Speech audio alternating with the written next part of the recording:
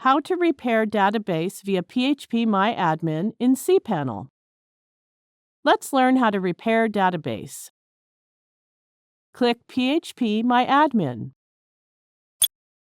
On the left sidebar, there are databases. Click on the database you want to repair. Click to check all the boxes in the Table column.